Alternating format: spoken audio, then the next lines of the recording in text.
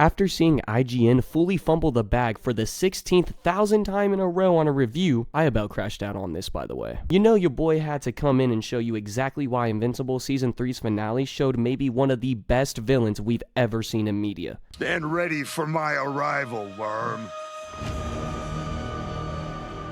This is Conquest, and if you're not caught up with, then why the fuck are you even here? What the Jeffrey Dean Morgan deserves an Oscar for how he portrayed this man. Bro pulled up and said, "What are you doing, worm? Get shit ready," just to proceed to do this.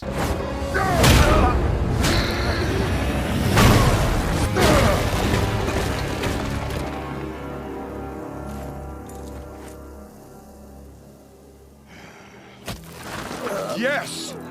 This! I want more!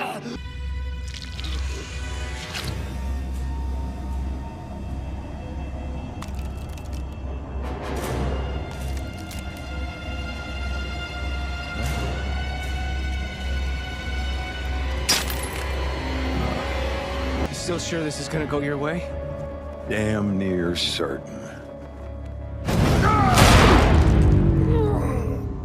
Now, obviously, he's not the GOAT because he's sadistic, he's crazy as could be, sadistic, you know what I'm saying, violent as could be, or the plain fact that he's absolutely a badass, bro, okay? It's the fact that this guy is no other Viltrumite that we've ever seen. It's like taking Joker and putting him on 2 pounds of cocaine and 15 Hennessy shots, bro. That's what it feels like. That's what it feels like. And how do we know this? Dude, I mean, he says it himself. Right about now, Anissa would be telling you how the Viltrum Empire would turn this wretched planet into a utopia. How you would be stupid to resist. I'll tell you no such thing. The truth is, I want you to resist. I'm not here to save you. I'm not here to spread the greatness of the Viltrum Empire. I'm here because I enjoy this. See, to me, there is no greater pleasure than feeling the warmth of my fists drenched in blood. And to me, there's no greater pleasure than literally listening to this guy speak right now, bro. I've been watching this show since season 1. I've never, not even watching The Boys, I've never did this much in a show. Dude, every time this guy said something, hand over my mouth, I thought we were cooked. I thought we were cooked because watching him fight Mark and them saying that they needed to up the season 1 Chicago battle, it just makes you sit there and think this guy is insane, dude. He's got to be 1,000 times stronger than Omni-Man, but at least a little bit weaker than Mark. But like, where does that scale Mark? Where does that scale this guy? And on top of that, it's not even just his sheer raw power or the fact that, you know, he's a Viltrumite or he's like the strongest Viltrumite who conquers the most world. No, dude, it's the whole fact that this man is so mentally sane that he knows everybody else knows he's mentally insane. I am so lonely. All the other Viltrumites are scared of me. No one talks to me. No one wants to be my friend. They think I am unstable. They send me from planet to planet committing atrocities in their name. And as I get better at it, they fear me more and more. I am a victim of my own success. Conquest. I don't even get a real name, only a purpose. I am capable of so much more, and no one sees it. Some days I feel so alone I could cry, but I don't. I never do. Because what would be the point? Not a single person in the entire universe would care. Take it to your grave. That right there is the most peak cinema of 2025. When I tell you, I paused as soon as that speech ended and got on my hands and knees and prayed to God that this continued to be the most peak episode I've ever seen in my entire life. And it fulfilled that Dude, what? Are you literally telling me right now? Are you sitting here telling me the most sadistic Viltrumite in the world, in the universe, understands that he's so sadistically bad that it physically makes him want to cry. It physically hurts him. But he knows after everything that him and the other Viltrumites have done, nobody would even care? That's a villain! That's a villain, dude! Get this mic out of my face! That is literally the all pinnacle of any villain we've ever want to see. Dude, that's Joaquin Phoenix Joker right there, dog. That's literally saying society's so messed up that it messed me up, so now society's got to see that I'm messed up. I mean, cinema.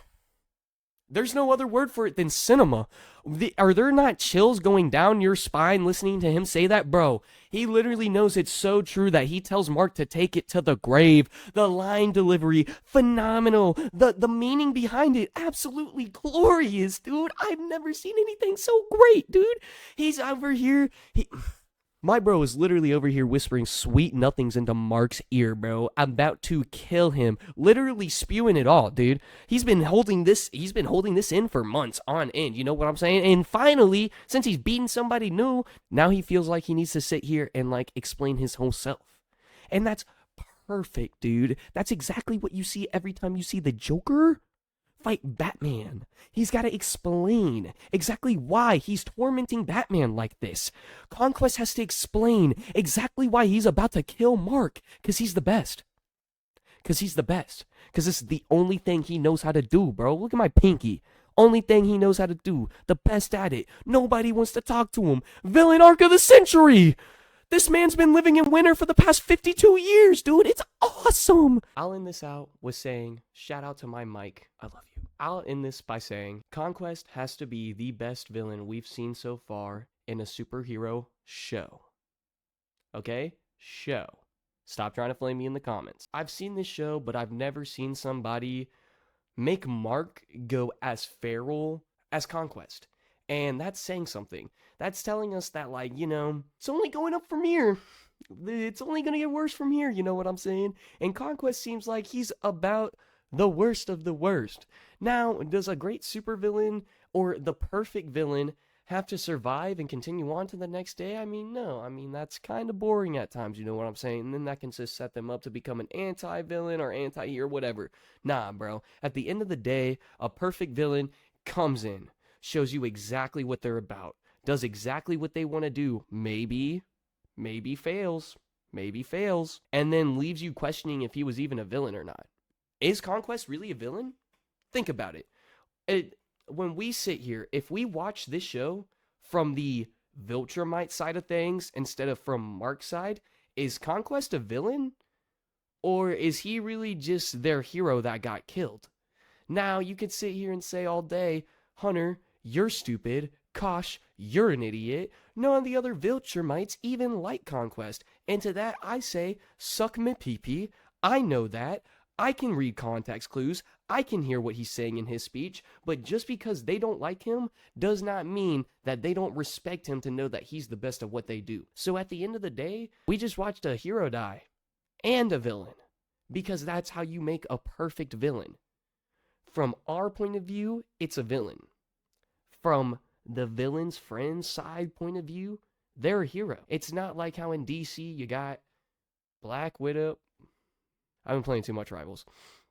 You got Black Cat and Poison... Dude!